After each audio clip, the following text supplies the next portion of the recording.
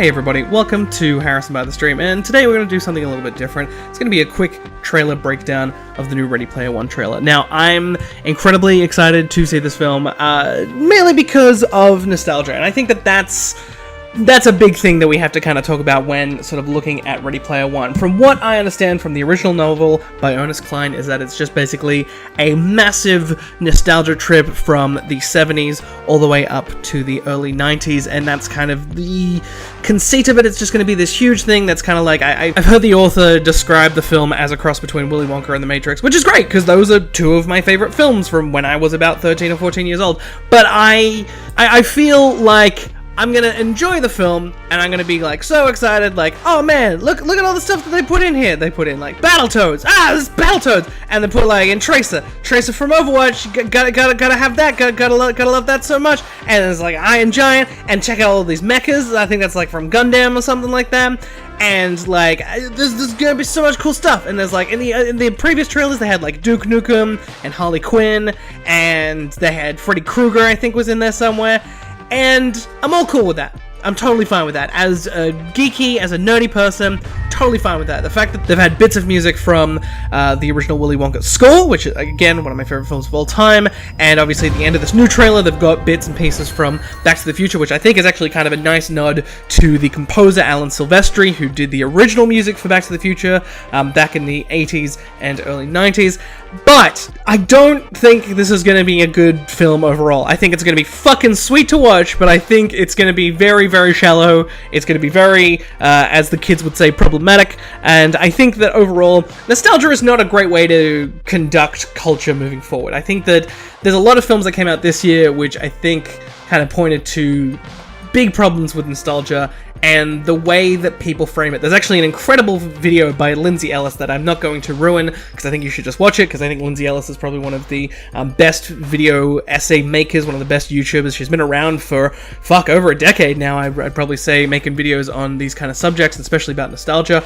And I think she brings out many good points about nostalgia in the way that it can be reflective of the sort of the way that we view our current sort of culture and politics, but also it can be dissective. It can actually look at how we really treat nostalgia with kid gloves most of the time. We don't tend to look at what was really happening during that period of time, and she uses Stranger Things and she uses It as fantastic examples of those two different dynamics. Obviously, It looks more at the realistic depiction of that period of time, of the 80s, that looks at the abuse and kind of the discrimination and kind of the bullying of the characters in sort of the 80s. While Stranger Things, well, it does have a few scenes, a few episodes that sort of pertain to bullying and kind of that kind of stuff. Obviously, it's taken care of very quickly with the dynamic superpowers of Eleven.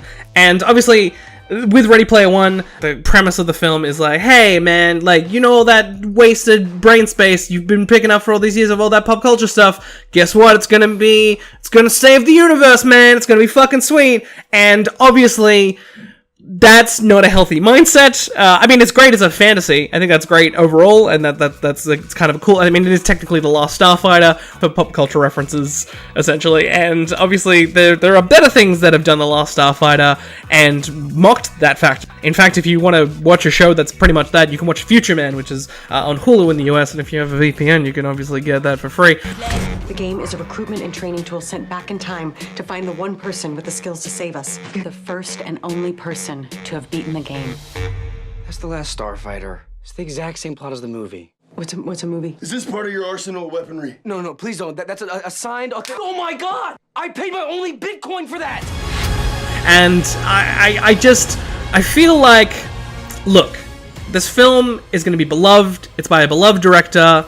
It's got a lot of cool stuff that even I'm freaking out of, like Kaneda's Mike from fucking Akira, and to put Chucky from Child's Play in there, and there's so much cool shit in there. Like the fact that pretty much everyone like drives a fucking DeLorean from like that's apparently the only car that survived. There's nothing from Vanishing Point or The Driver or Baby Driver or Drive or any other film that has the word drive in it. Like there's none of the Fast and the Furious cars. There was a specific set of time, and that the Oasis was created by this fucking dude. I don't know what his name is, but basically like the the MacGuffin of the story, the old wise man who's going to set him on the quest to get all the Easter eggs. Literally just calling them Easter eggs because, you know, coming up with something creative would be a bit too hard.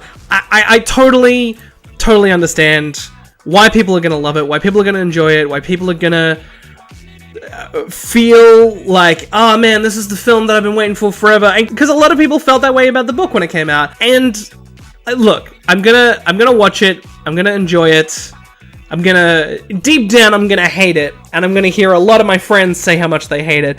But I want people to know that I have the self-awareness to realize when I'm being pandered to. And I don't like being pandered to be honest. Being pandered to is for pandas, and I ain't no panda. Look, I might be very, very white, and there might be some dark circles around my eyes, but you know what that's from? A lack of sleep and a lot of anxiety. That's what that's from. And I'm gonna link in the description for just a passage from Ready Player One that kind of sums up how bad I think nostalgia is, and also why I think this film is going to rub a lot of people the wrong way.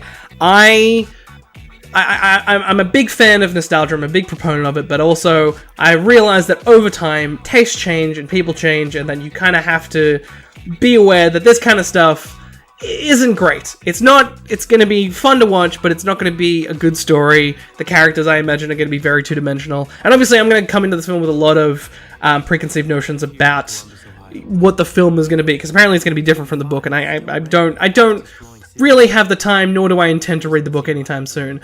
But I just feel like this is something people should know, and also I feel like people should just read Better Things. And not that there's a book called Better Things, is a weird sequel to Stranger Things, but I just think people should watch Better Things, and obviously people should be a little bit more knowledgeable about the way that nostalgia sort of cheapens an experience and how it manipulates you. That's what nostalgia is most of the time. Nostalgia in itself, the actual definition of nostalgia, a sad, melancholic longing for that kind of past. And I think that that's kind of bad to kind of live in the past. I think that that's not healthy. I don't think that that's a cool thing to do.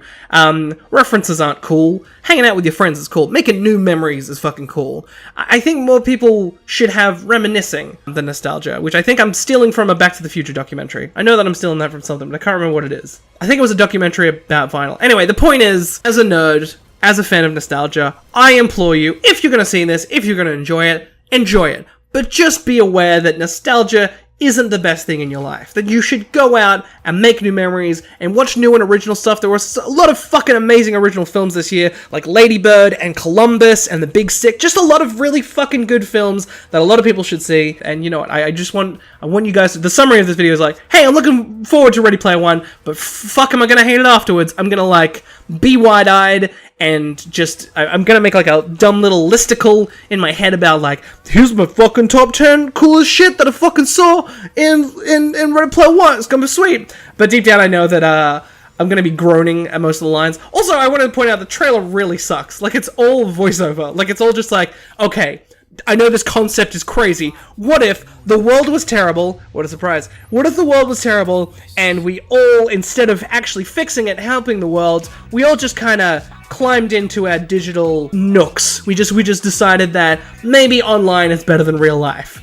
Maybe that's a thing that we can believe, which is a really dangerous concept. But obviously this is fantasy, this is ridiculous, and I think a lot of people are going to enjoy it, and I hope you enjoy it too, and I hope you enjoyed this video. I'm Harrison by the Stream. Thanks for watching this very, very long, ranty video about Ready Player One.